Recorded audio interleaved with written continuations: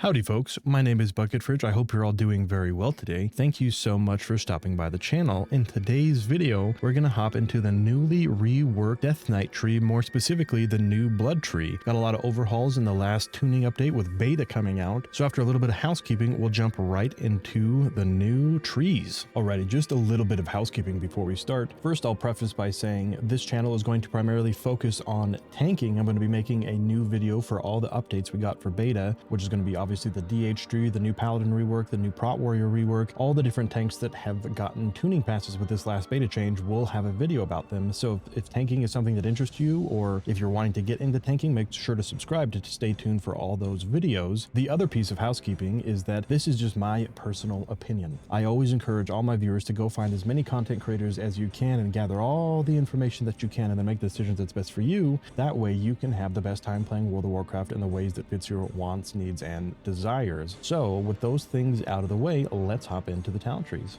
Alrighty, let's go down the class tree first. First, we're going to do as if we were doing like a single target mythic raid boss, and then we'll do more of a mythic plus build. So let's hop into it. So I think that you have to go down all three sides, at least in the beginning. We definitely want to get our cleaving strikes, making sure that our heart strike hits multiple enemies. Enfeeble is a new ability that they're working on. It is not yet implemented, but it is definitely worth it down to get down to brittle, and then we'll go down obviously and get anti-magic shell. We want our improved Death Strike, and we definitely want the veteran of the Third War, and then we also want our interrupt. The permafrost is actually really cool. The auto attacks have the ability to generate a shield for 40% of the damage that they dealt, which is really nice because one of the things with Death Knight is, as everybody will well know, is that in the beginning of pulls they are kind of scary a lot of the time, because as a Death Knight you have to take time to get up your bone shield and make sure that you have enough runic power to be death striking and etc. So having just a little bit of a buffer with the auto attacks is really nice. We definitely want our Icybound Fortitude, an amazing wall cooldown, and now we've gotten down into the second part of the tree. So this is actually where you end up having a lot of options to choose from depending on what kind of content you're doing. I think regardless of what kind of content you're doing, you definitely want anti-magic zone, very good. And then for example, since we're doing a mythic boss, we obviously don't need asphyxiate because we already have our interrupt, and asphyxiate doesn't work on bosses. So with that being said, now we can go down this side of the tree as well. We definitely want to get our strength up, and then both options here are very good. So for let's say just a regular boss fight, you can pick either one of these. It is not too important. Or if you don't want to pick either of these, as they are more geared towards dealing with ads, you could always use Unholy Endurance, which is a conduit we have now for your Lichborn. It essentially turns it into a 15% DR, which is kind of nice. So in that scenario, I think for a boss fight, this is probably a little bit better. Just having another extra defensive is always very good on top of the other things Lichborn already does. And then we gain haste while we remain our death and decay, very good. Haste is our bread and butter stat that we need, so more haste is always better. Then we're going to go down this left side of the tree over here. We definitely want to take our increased critical strike so we can get down into Gloom Ward, and then we're going to get down into runic attenuation. It's really nice. Your auto attacks have a chance to grant 5 runic power. Just being able to generate more runic power obviously means we have more death strikes and it's easier to stay alive. Very nice. And then we'll take runic attenuation, as we just talked about that. And then let's see, we have 1 point left that we could put somewhere. So why don't we get the extra leech, and that will get us down to the second part of the tree. If you didn't want the extra leech, you could take the reduced cooldown on Icybound Fortitude. Both are very good. So why don't we take this for now and see if we have room for the leech. And then we definitely want to get the empowered rune weapon. And this one is pretty interesting, being able to reduce the target's auto attack speed by 5% for 30 seconds, stacking to 4 times, so 20% for 30 seconds. It's actually really nice because obviously it helps you take a little bit less damage. So we're going to take this bad boy. I don't think that blood draw is very good, but depending on how it's tuned in the future, this might be something that we can do in the future. But we definitely get our icy talons, and then we're going to get empowered rune weapon. The 15% haste is really good even in blood, even though frost obviously is a DPS spec. Gaining haste and generating runes to be able to use more death strikes and or marrow rends, all those things are very helpful. With more haste, having more runes means more runic power means more death strikes, etc. And then we have 7 points to play around with, so why don't we definitely get Will of the Necropolis. Very, very good. Helps us stay alive. And so since this is a single target boss fight, we're definitely not going to take Abomination Limb, but we'll take Unholy Bond, and then we will also take Soul Repo. And Holy Bond's really great because it'll make your Stone Skin Gargoyle more effective, 20% more effective, in fact. And then we have 2 points to play around with. So this is where you end up having a little bit of options, excuse me. So what we could do here is we could definitely take Death's Echo. Being able to have an extra Death and Decay and a Death Grip is very, very nice. Or if we wanted to have a little bit more flexibility, we could do something like this, where we take the Death's Advance and or Avoidance and rounding out the tree that way. Or we could do the same here. We could take this and then take Improved Anti-Magic Barrier if there was more heavy on a magic fight. These last 2 points are very, very flexible. Obviously, we have in a single target raid fight, we don't need our Asphyxia, as we mentioned, and we definitely don't need Chains of Ice usually on a boss, as it doesn't affect them. So you could take something, if there's again a heavy magic fight, you could take the Assimilation and or Magic Anti-Magic Barrier, which are both very, very good. Or if you needed more mobility, you could do something like this and grab Wraith Walk. It really just depends on what you need for the given scenario, which is really, really nice. As I mentioned in the very beginning, Death Knight has a lot of really flexible options depending on what you need for any specific encounter. And I think that's the sign of a good class tree, is that you're able to spec into things that are applicable for every fight, and there's not a lot of talents that you're forced to take to get to something you want. They did a really good job of interconnecting things and making it accessible so you can be more flexible as a DK, which is really, really nice. And then if we were going more into a, say, Mythic Plus scenario, I would change it up just a bit. I wouldn't take Unholy Bond. I would actually go down into Rune Mastery and grab Abomination Limb. It is very handy for dealing with ads, especially in ads that either target somebody and fixate on them, or whether it is a bunch of mobs that are all over the place that jump around. It is a very, very useful thing to have. It's essentially a baby Death Grip, and it's a baby Death Grip obviously several times. So this is very, very good for a Mythic Plus scenario. And then if we didn't need Wraithwalk, for example, we could go into Asphyxiate, and then we could also grab extra Chains of Ice if we needed more slows, or we could also grab Grip of the Dead or Death's Reach for M+. Both are very good. I really like Grip of the Dead and M+. Being able to kite with your Death and Decay with these guys having a 90% slow is really nice. Won't necessarily need Lichborn unless you feel like you need another defensive. Excuse me. Again, you could probably take Death's Echo here. Death's Echo is also very good. Having 2 Death and Decays and 2 Death Grips are very, very good. So if you're doing something in Mythic Plus, I would probably do something like this. Being able to asphyxiate a target that has a really, really heavy magic cast that will do a lot of damage in, say, Fortified Keys is very nice with our Anti-Magic Zone and our Anti-Magic Shell. Death Knight is one of the better tanks at dealing with magical damage. And like I said, you can pick any number of things in this tree that are all very, very good, and there's multiple ways of path. There's a lot of interconnecting things. So this tree got a lot of really, really nice love in this new update. So with the class tree out of the way, why don't we hop into Blood Tree more specifically? All right, let's go down the Blood Tree, and we'll do the same thing that we did. We're going to make a raiding build first, and then we'll get into more of a Mythic Plus build or a heavy ad fight. So obviously, these first ones are obviously non-negotiables, as you have to take them. And the interesting thing about the new Blood Tree is I feel like all of these are very, very good and are all worth speccing into, even past the 8 points that you get initially to move down into the second area. So Ossuary is already a passive that we have. Obviously, Improved Vampiric Blood is very good. Vampiric Blood is one of our main cooldowns, very, very helpful. And as you guys know now, Heartstrike is something that we spam quite regularly when we don't need to Death Strike. And then definitely want to take Death Caress for ranged pulls, all very, very good. So even though we spend 11 points here in the very top of the tree before we move down into the second part, I really do think everything in the top of the tree is so very good that we really need to take all of it. So with that being said, let's move into the second part of the tree. So the nice thing is we got our Dancing Rune Weapon and the toned down versions of the legendaries and 4-piece in this. Having 2 Dancing Rune Weapons is really, really crazy. The interesting thing that they did though in the patch was they actually removed your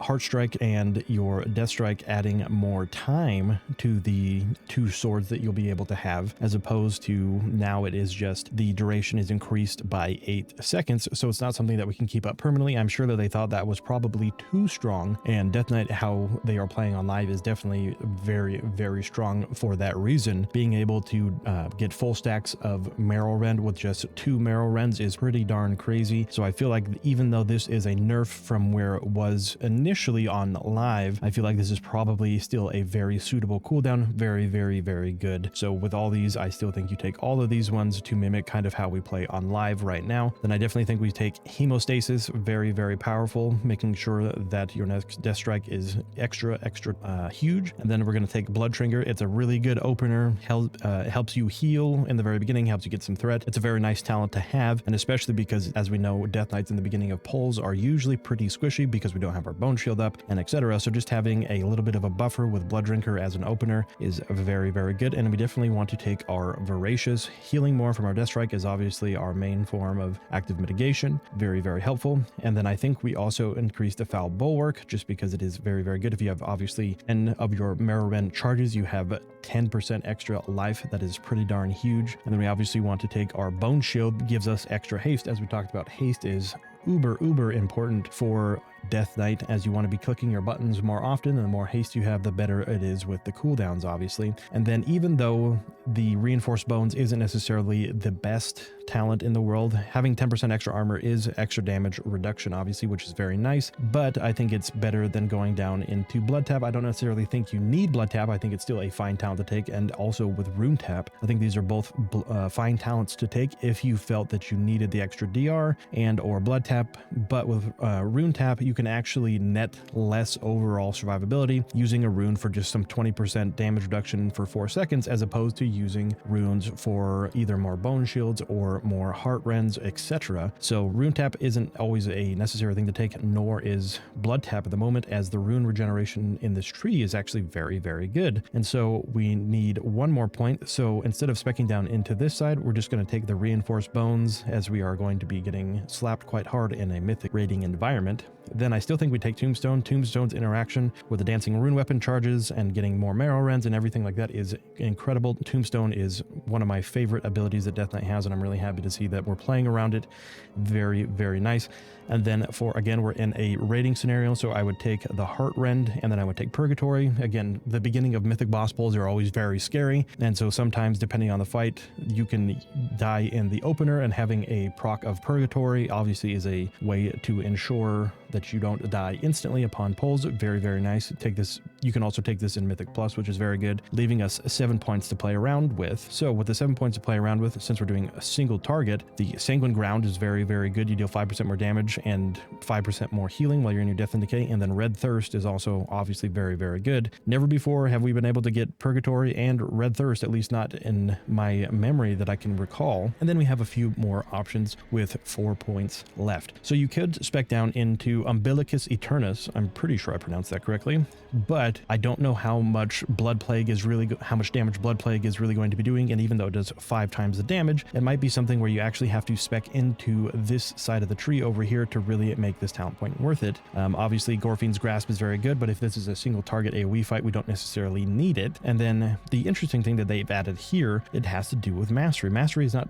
traditionally been something that Blood Death Knights have stacked, at least to my knowledge, and the time that I've been playing Blood Death Knight, Mastery has never been something, but they're trying to make Mastery more applicable for Blood Death Knights, and I'm not sure that it'll be better than just haste or versatility as a Death Knight, but it is an interesting way to consider building Death Knights, and we'll have to see how the tuning goes with Mastery. They're trying to make it a thing, I suppose, but without knowing the tuning and how well it'll stack into the expansion, etc., I feel like most players are probably just going to go with the old reliable haste verse, which is our bread and butter stats. So we have 4 points to mess around with. So for example, say this was worth taking, we could do something like this, where when our Crimson Scourge ends, our free Death and Decay proc, we get some extra versatility. As we just talked about, versatility is very, very good for Death Knight, obviously. And then we have 1 point left to mess around with. We could take the Blood Plague, doing 15% more damage, and additionally it leeches 50% more health. And if we're taking this one, then we could take something like this to make sure that our Blood Plague is doing a little bit more damage, and we're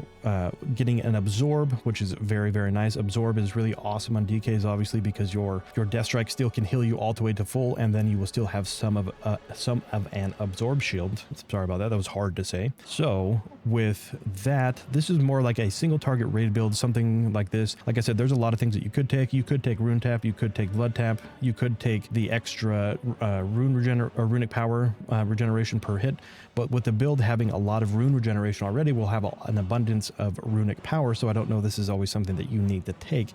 This might be more applicable, say, in a Mythic Plus scenario, obviously because it's per target hit. So because this is per target hit, obviously if we're fighting a boss, it's only going to generate 1 runic power per hit, and it ends up being kind of negligible, especially when we already have really nice rune regeneration, which allows more runic power generation as well. So for something like a single target boss fight, this is something I would spec down. Again, Purgatory is very good, just being able to make sure that you don't die or you have a death trinket at all times. Very, very nice. And again, we'll have to see how Mastery works with Death Knight coming up in the upcoming patch, but this is what I would do for a single target raid environment. And there are definitely some other things that you could spec into. Again, Leeching Strike is something that is kind of interesting. We'll have to see if this ends up being worth it. I don't know. It could be powerful, but it also could be just a negligible amount considering we're already healing for quite a bit. So again, this is what I would do for, say, a mythic boss, like a single target boss fight. And now let's hop into more of a Mythic Plus build. Alrighty, Mythic Plus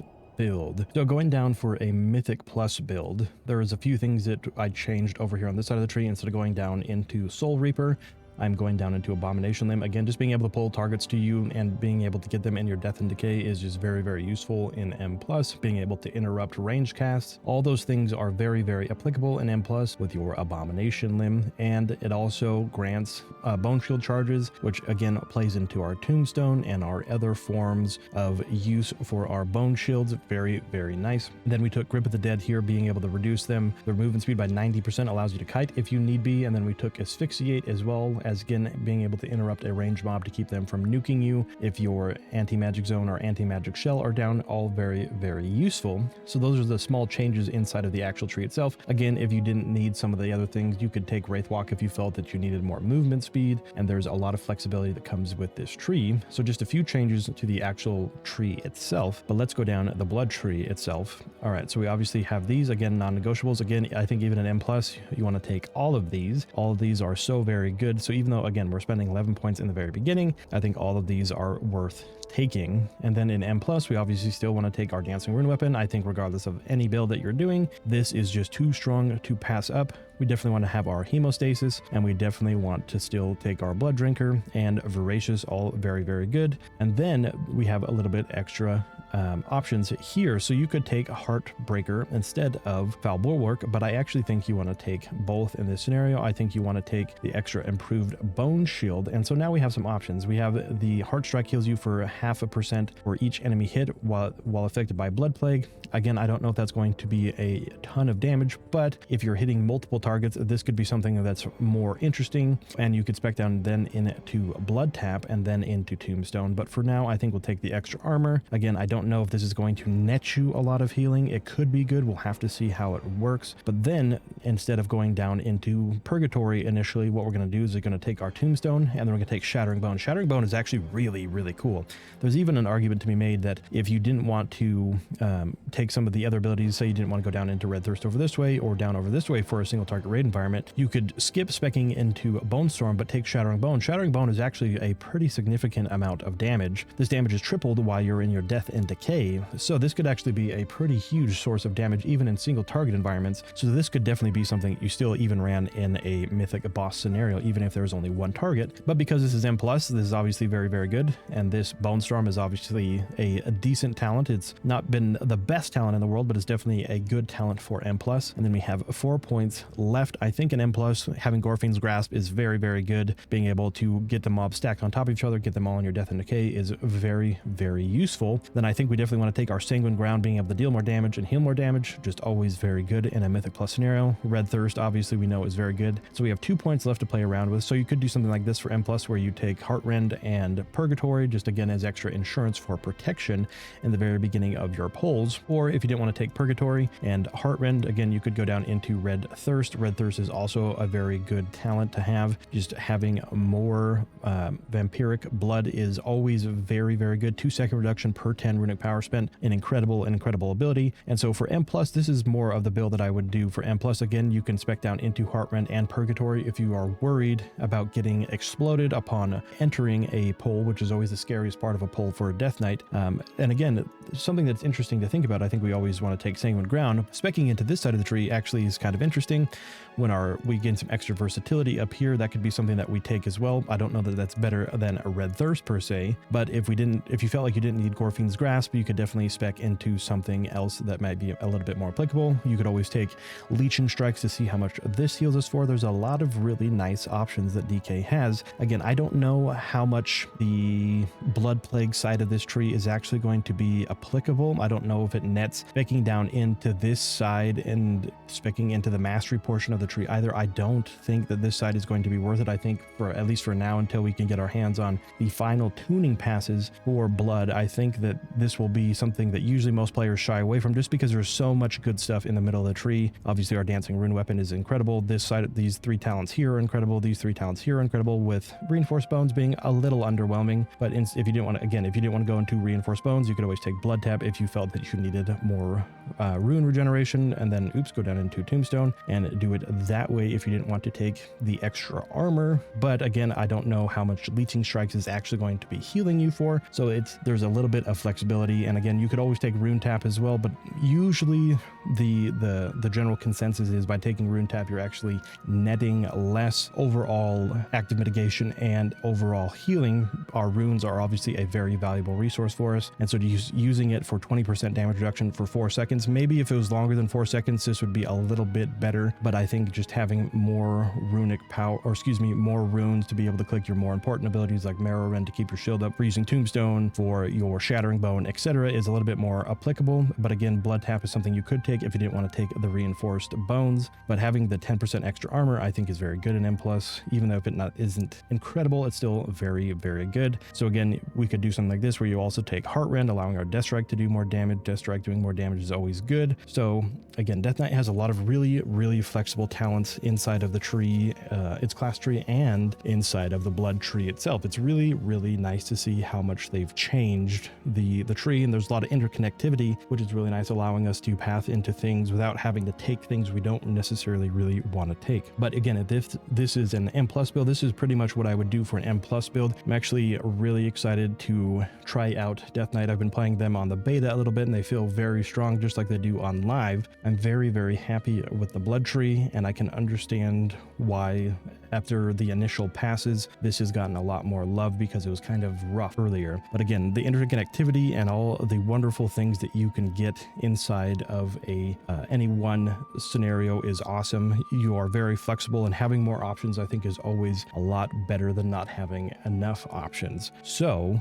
I think that's going to wrap up the 2 trees, and then we'll close out with a little bit of a discussion, and then I will see you guys on the other side. Alrighty guys, that is going to wrap up this video. Thank you all so much for hanging out. I really do appreciate each and every one of you hanging out. Remember, if you want to subscribe to this channel to make sure you catch all the updates of all things tanking, I'll be updating a video on all the different trees that we have now, which is really exciting, and we're going to be making more content about tanking in the future. So again, if that is something that interests you, make sure to subscribe. But I appreciate everybody watching. I really do. Thank you all so much for the support, and remember to stay safe, be kind, and I will catch you all in the next one.